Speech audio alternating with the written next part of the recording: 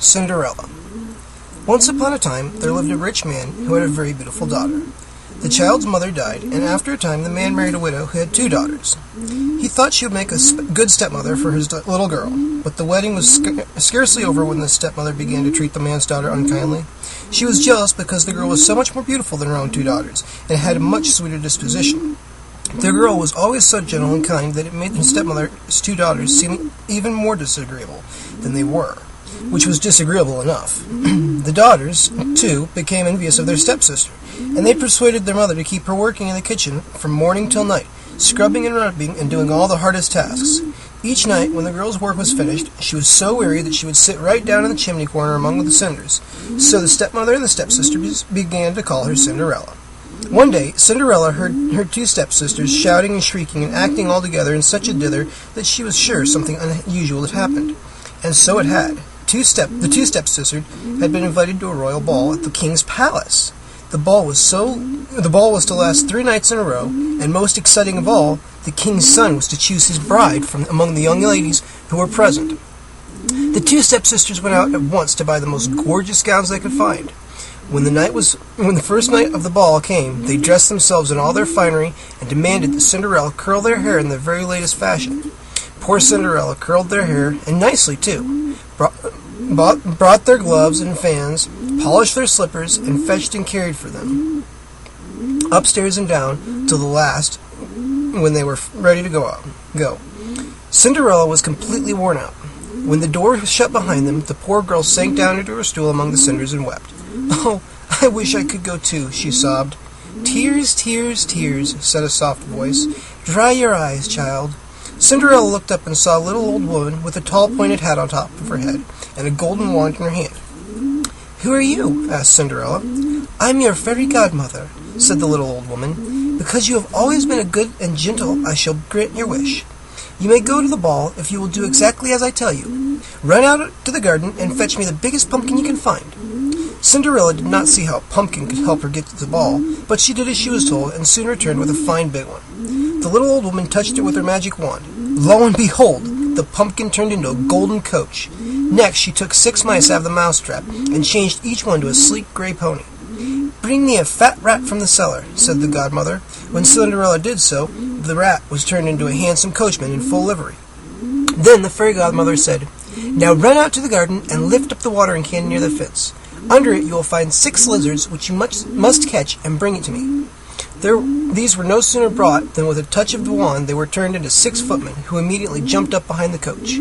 "There," cried the godmother, "off you go." But Cinderella looked down at her soiled, ragged dress, and her eyes filled with tears. "Tears, tears, tears," said the godmother.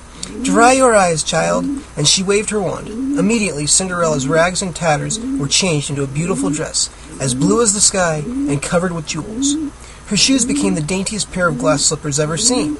"Now," said the little old woman as she helped the happy girl into the coach, "have a good time, but remember this, you must not stay 1 minute after midnight.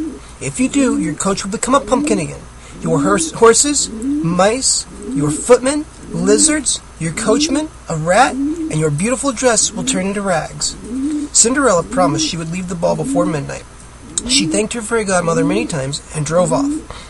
When her golden coach drew up to the palace, the news quickly spread that an unknown princess had come to the ball. The king's son greeted her and was so delighted with her beauty that he promptly asked her for the next dance. She was so graceful that everyone in the room turned to admire her, and the prince scarcely left her side all evening. He had just gone to bring her a dish of sweetmeats when Cinderella noticed it was nearly midnight. She quickly slipped away and returned home in her golden carriage. Her fairy godmother was waiting for her, and Cinderella told her what a wonderful time she had had, and how the prince had begged her to come back the next evening.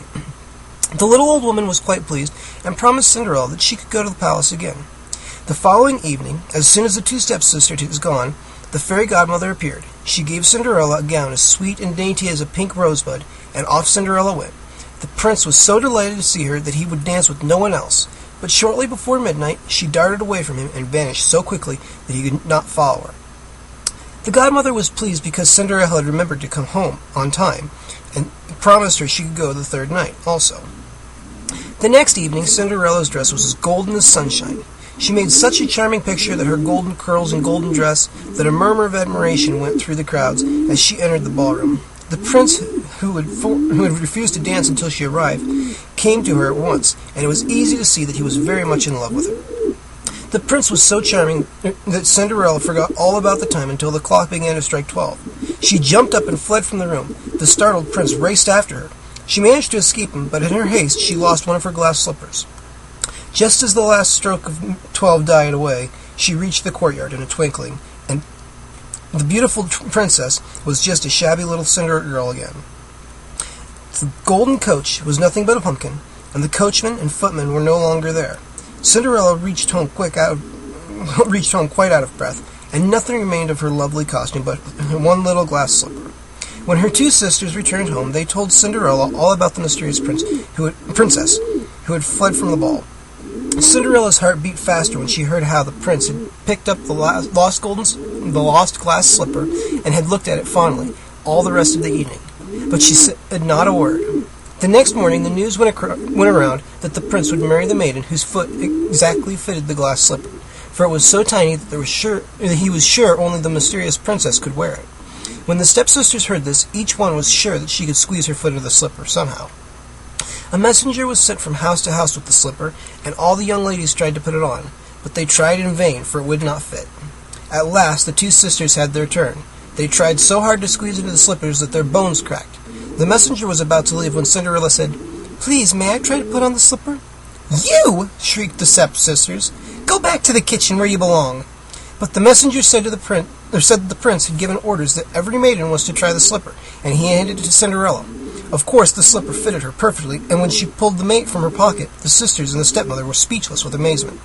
At that instant, the fairy godmother appeared, waved her wand over Cinderella, and clothed her again in the very beautiful golden dress. The stepsisters threw themselves at her feet and begged forgiveness for treating her so badly. Cinderella, who was as good as she was beautiful, forgave them at once and asked them to love her always. Then the messenger took Cinderella to the palace, and the prince asked her to marry him without delay. A few days later, the wedding took place. Cinderella became a real princess and lived happily with the handsome prince ever afterward. The end.